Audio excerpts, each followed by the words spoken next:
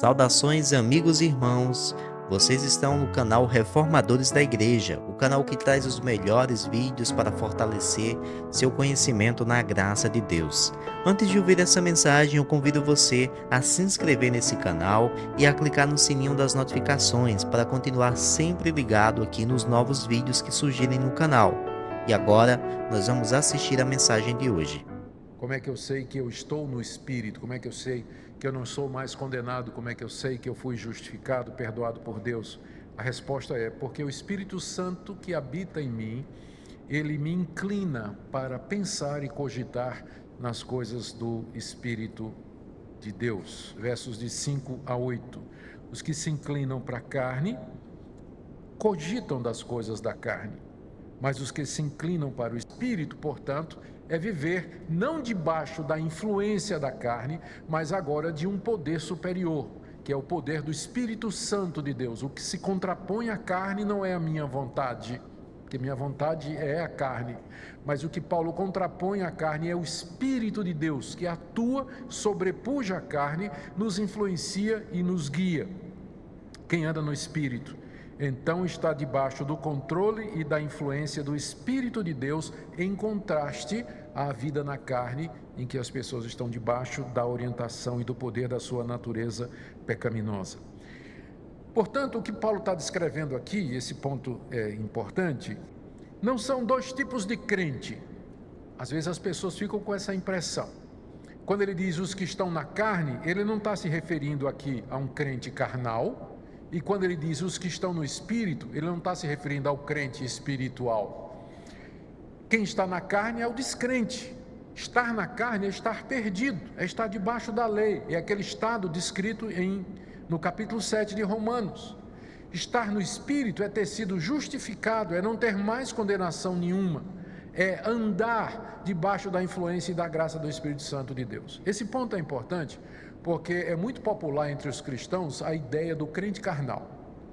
E quem popularizou esse conceito do crente carnal foi a famosa Bíblia de Scofield, que é a Bíblia dos dispensacionalistas. A Bíblia é uma Bíblia cheia de notinha de rodapé.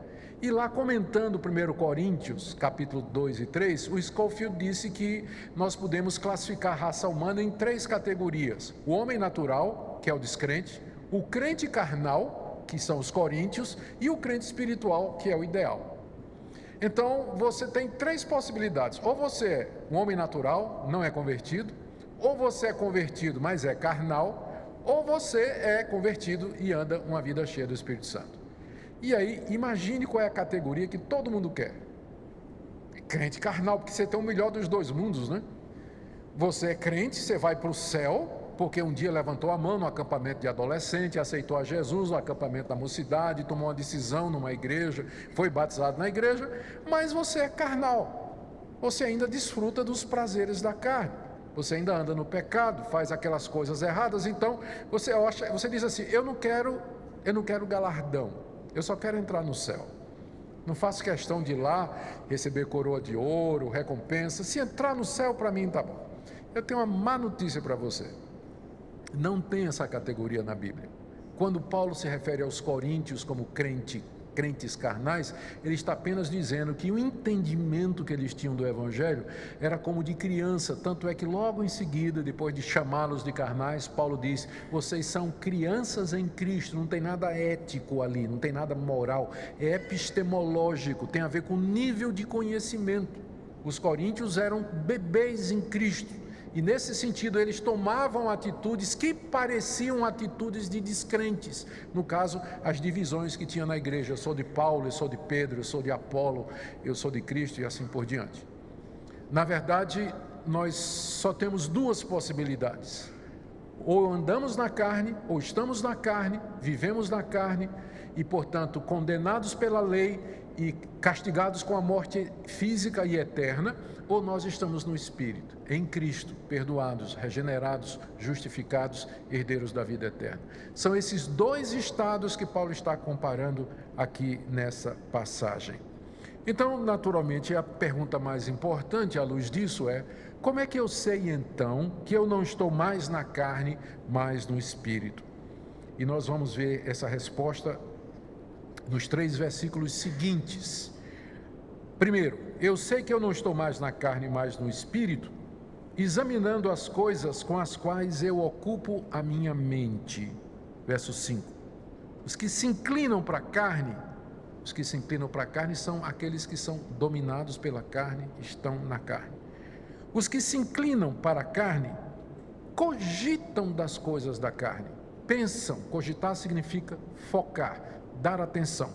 Cogitam das coisas da carne. Mas os que se inclinam para o Espírito, ou seja, aqueles que estão no Espírito, são guiados pelo Espírito Santo, eles cogitam, eles pensam nas coisas do Espírito.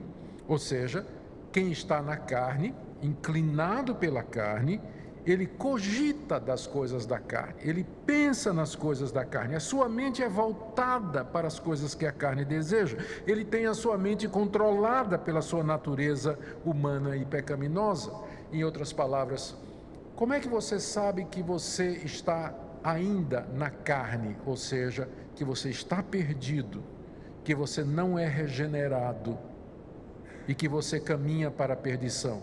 A resposta é simples. O que é que ocupa o seu pensamento durante a semana?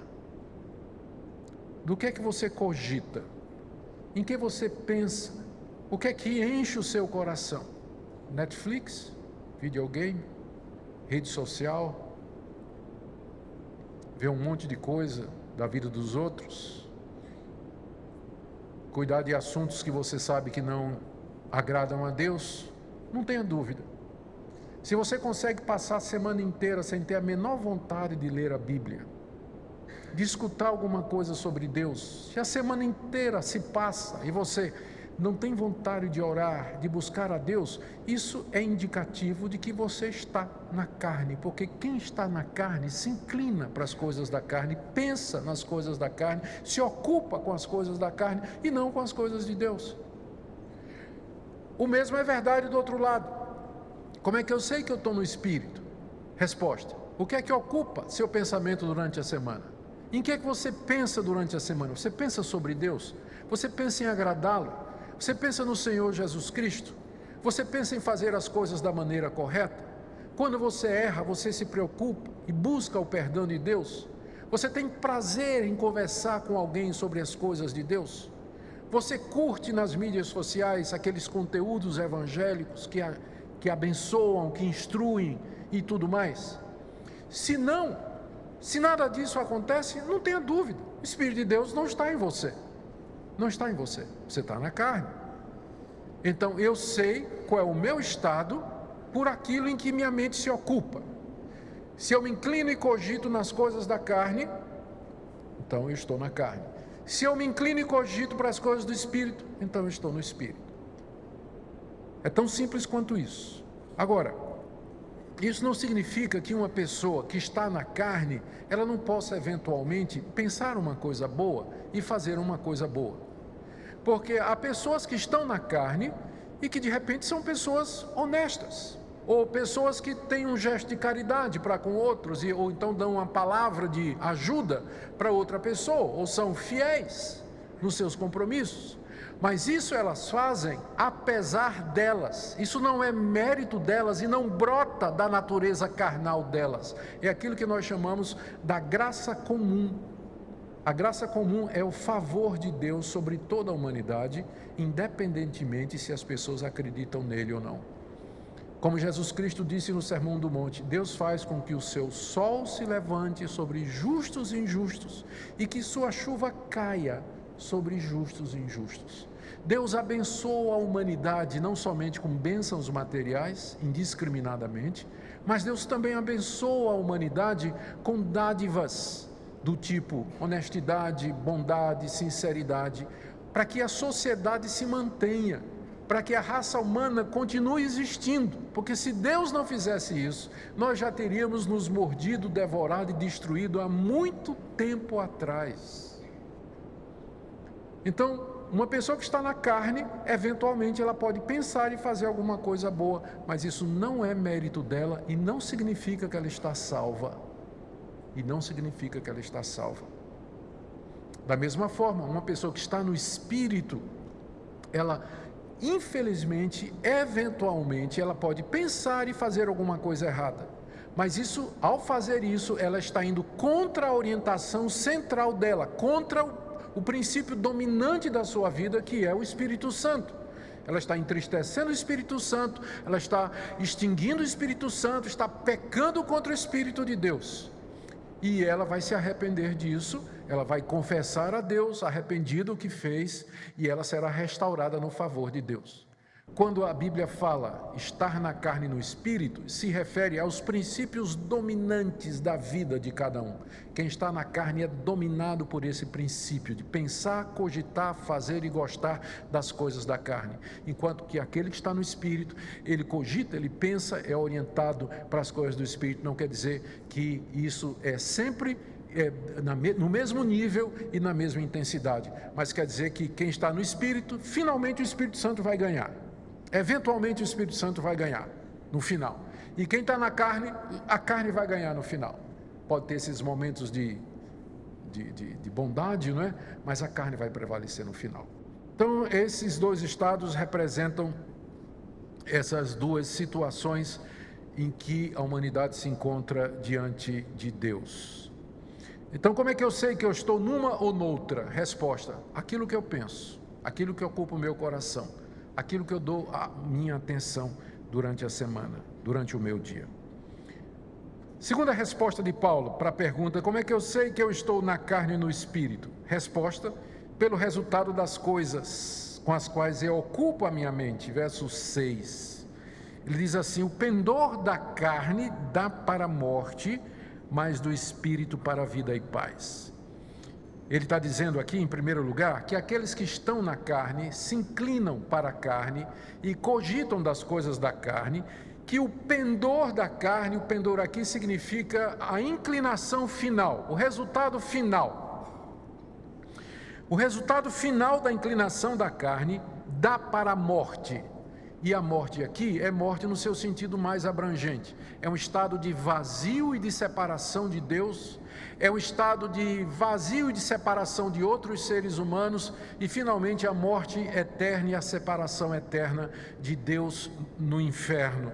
É isso que o pendor da carne irá produzir. Esse é o resultado de uma vida na carne. E as pessoas que estão na carne, elas já sentem essa morte que se manifesta através da angústia, do vazio, do desespero, da falta de finalidade, da falta de razão de existir. Uma insatisfação profunda, constante e insuperável que o descrente tem no seu coração e que ele tenta abafar através de, ou encher ou preencher através de coisas como prazeres provisórios, como sexo, como dinheiro, como gastar, como ter, consumir, observar, ver, ter lazer, enfim, trabalhar, ganhar dinheiro e tantas outras coisas que ele usa para disfarçar ou tentar preencher o vazio profundo do seu coração. Essa morte, ela já se sente aqui, e depois da morte física, ela se aprofunda e continua a eternidade afora. Por outro lado, Paulo diz aqui ainda no verso 6, o pendor do Espírito é vida e paz. Aqueles que estão no Espírito, andam no Espírito, se inclinam para as coisas do Espírito, o resultado é vida e paz, aqui e na eternidade. 3 coisas ele diz aqui. Primeiro, os que estão no Espírito pensam nas coisas relacionadas com a vida, aqui e agora já gozam paz, e o resultado final, o pendor do Espírito, é vida eterna e paz. Ou seja, quem aqui já tem o Espírito, anda no Espírito, é guiado pelo Espírito Santo, ele já experimenta vida espiritual, e ele já experimenta paz. Paz com Deus, paz consigo mesmo, paz com outras pessoas. Respondendo à pergunta, como é que eu sei que eu estou no Espírito ou que eu estou na carne? A resposta é pelos resultados que eles produzem. A carne produz morte, vazio, desespero, desesperança, falta de sentido, falta de entendimento das questões fundamentais da nossa vida, que nós tentamos preencher com substitutos que não têm efeito nenhum. Os que estão no Espírito, eles conhecem e experimentam aqui vida, e eles experimentam paz. Paz verdadeira, no relacionamento com Deus e com outras pessoas. Terceira resposta de Paulo para a pergunta: como é que eu sei que eu estou na carne e no espírito? A resposta é pela minha relação com Deus. Veja o que ele diz aqui no verso 7. O pendor da carne é inimizade contra Deus, porque não está sujeito à lei de Deus, e nem mesmo pode estar. Ele faltou completar: mas os que estão no espírito, esses têm amizade com Deus, né? Mas Paulo é assim, às vezes ele começa uma sentença e a gente tem que completar. Mas é óbvio que já que ele está fazendo um contraste, a segunda parte do contraste a gente tem que preencher. Ele disse aqui, o pendor da carne é inimizade contra Deus. O que é que ele está dizendo?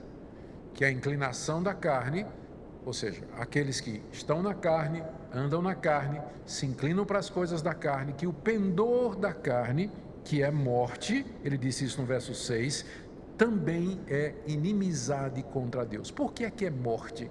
Porque é inimizade contra Deus. Deus tem sua lei, Deus tem sua vontade e o seu querer. A carne se revolta contra Deus, quebra a lei de Deus, coloca Deus como inimigo dela, e o resultado disso é a morte. Ou seja, a minha natureza carnal, ela me coloca em inimizade contra Deus. Esse é meu status. Você sabe como é no Facebook, que você vai numa pessoa e vê lá o status, aí você diz, amigo, não é isso? Pois pensa agora num grande Facebook celestial, que você vai lá e clica na figura de Deus e status, inimigo. É esse o seu estado diante de Deus. Ele não te aceitou como amigo, de jeito nenhum. Está em estado perpétuo de inimizade contra Deus. Por quê? O pendor da carne é inimizade contra Deus. É inimizade, porque a carne deseja as coisas que Deus aborrece. Ela faz as coisas que Deus detesta. Por isso que é inimizade. E por que a carne é assim? Veja o final do verso 7. Pois o pendor da carne não está sujeito à lei de Deus. Ou seja, a inclinação da carne nunca é obedecer a Deus, nunca é se sujeitar a Deus, se submeter a Deus. O pendor da carne é se revoltar contra Deus, é desobedecer a Deus. A carne não aceita Deus. Deus diz, não mentirás, a carne quer mentir. Deus diz, não adulterarás, a carne diz, eu quero a imoralidade, eu quero a fornicação, eu quero viver na impureza, eu quero chafurdar na pornografia. Mas a lei de Deus está dizendo, seja puro. Não, mas ninguém vai me dizer o que fazer, eu sou livre, eu faço o que eu quiser. De onde vem isso? Lá do jardim. Não comerás do fruto da árvore. Eu como sim. Eu vou comer sim, senhor. E nós somos filhos daquele primeiro casal. Nós fazemos exatamente o que Adão e Eva fizeram. Nós não nos submetemos à lei de Deus, nós nos revoltamos, nós queremos cuidar da nossa própria vida como Adão e Eva fizeram, e nós somos herdeiros daquela natureza deles, da corrupção do pecado deles e da culpa também.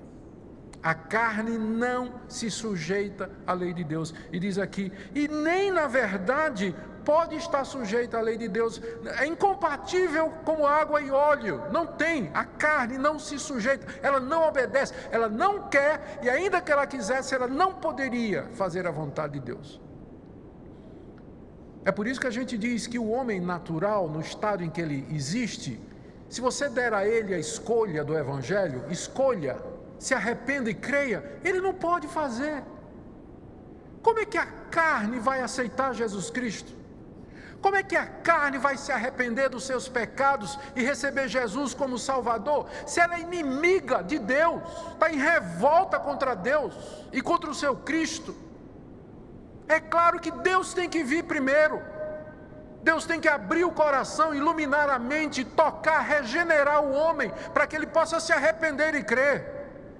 A carne não se converte, a carne não escolhe a Deus, ela não se arrepende. Se Deus não tiver misericórdia de você, você vai morrer em rebelião contra Ele. Por mais religioso que você seja, vindo à igreja, cantando no coral, pregando desse púlpito, você vai para o inferno.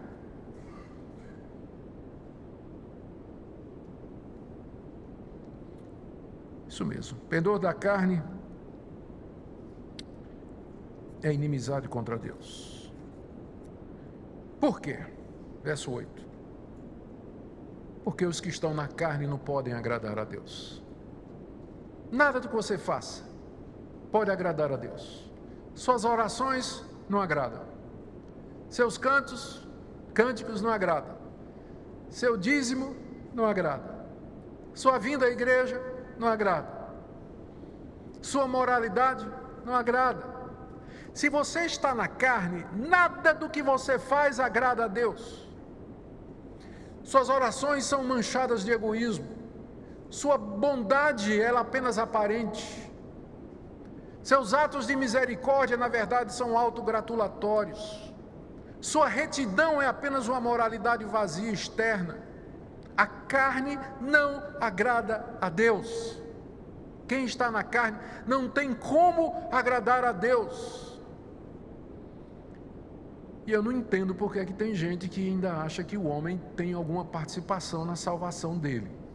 Como se o homem tivesse algum mérito, ou alguma iniciativa, ou pudesse dar uma mãozinha para Deus, ou uma ajuda para Deus, quando a Escritura é tão clara. A carne é inimiga de Deus, ela não está sujeita à lei de Deus. Quem está na carne não pode agradar a Deus. Se Deus não tiver misericórdia de você, você está perdido. Você está perdido. Assim, respondendo à pergunta, como é que eu sei que eu estou no espírito ou na carne? A resposta é pelas coisas que você pensa. Em que é que você ocupa seu pensamento? Pelas coisas que você experimenta, morte de um lado, vida e paz de outro. E pelo seu status de amizade com Deus, ou seu status no relacionamento com Deus, inimigo de Deus ou amigo dele, que procura agradá-lo e simplesmente não quer agradá-lo. Por aí você sabe qual o seu verdadeiro estado diante de Deus. Olá, meus irmãos, muito obrigado por terem acompanhado a mais um vídeo aqui no canal Reformadores da Igreja. Nós queremos convidar você a inscrever-se no nosso canal, deixar um like nesse vídeo e, se possível, comentar aqui embaixo também a respeito da sua opinião, deixar a sua dúvida e até sugestão de novos vídeos aqui no canal. É muito importante para que nós possamos, então, continuar aqui trazendo a palavra de Deus. Nós convidamos também você a contribuir compartilhando esse vídeo, enviando nas suas redes sociais, enviando para amigos, enviando para irmãos, na sua igreja, no grupo de WhatsApp da sua igreja, para que mais pessoas também possam ouvir a mensagem da palavra de Deus. Você, além de ter assistido a esse corte aqui, que é apenas um trecho da pregação principal, você também pode acompanhar a pregação na íntegra, clicando no link que está aqui abaixo. Você pode clicar e será levado à pregação original, onde você pode assisti-la por completo. Também nós queremos convidá-lo a continuar conosco, vendo aqui novos vídeos. Inclusive está aparecendo um vídeo agora na tela que você pode clicar e assistir mais uma mensagem aqui edificante da palavra de Deus. Eu vejo os irmãos no próximo vídeo. Que Jesus abençoe a sua vida.